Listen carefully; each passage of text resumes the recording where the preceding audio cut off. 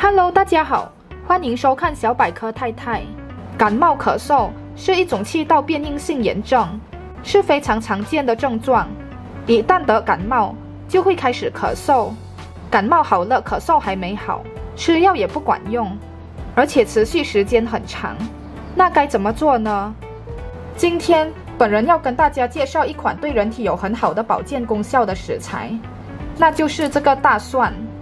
大蒜的营养价值非常高，大蒜中含硫化合物，具有极强的抗菌消炎作用，对多种球菌、杆菌、真菌和病菌等有抑制和杀灭作用。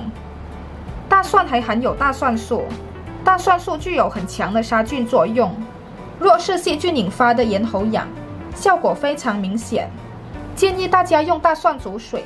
大蒜水对于治疗风寒导致的咳嗽、肾虚咳嗽是很有效的。虽然可以生吃大蒜，但是这种吃法一旦不小心使用过量，可能引起胃烧，而且容易导致体内火气旺盛，出现上火的症状。中医认为大蒜入肺经，民间偏方多用大蒜治疗咳嗽、哮喘等疾病。这个偏方只对于治疗寒性咳嗽有一定的效果，但是年龄过小的孩子服用还是有一定的刺激性，建议慎用，以免刺激呼吸道，咳嗽症状反而加重。现在一起来看看这个大蒜水要怎么煮吧。首先，大家要准备一颗大蒜和适量的冰糖。中医认为冰糖有止咳化痰的功效，大蒜加冰糖会增强止咳的效果。大家只需把5个大蒜瓣放入锅中，然后往锅内倒入4杯水，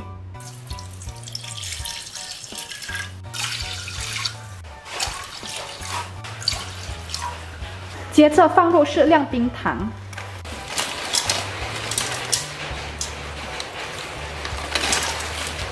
然后开小火煮，煮到锅中的水量减少大约一半就可以食用了。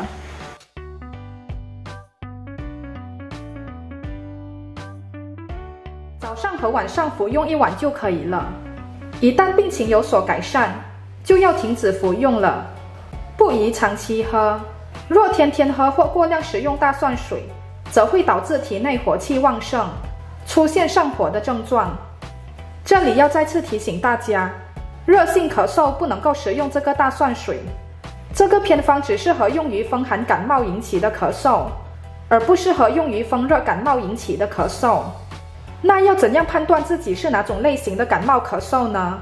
风热型感冒的症状表现为鼻涕和痰黄色，咽喉肿痛和口干渴。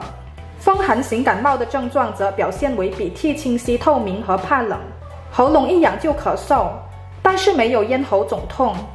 还有一点也要特别注意，那就是刚服用过感冒药后，千万不要喝这个大蒜水。感冒药一般都有刺激性，而大蒜也有一定的刺激性，两者一起吃对胃部不好，会破坏胃部黏膜。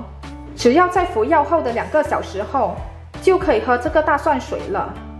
如果大家觉得我的视频对大家有帮助的话，记得按赞还有订阅我哦，也记得按下小铃铛，才能在第一时间收到我的最新视频。谢谢大家的支持，拜拜。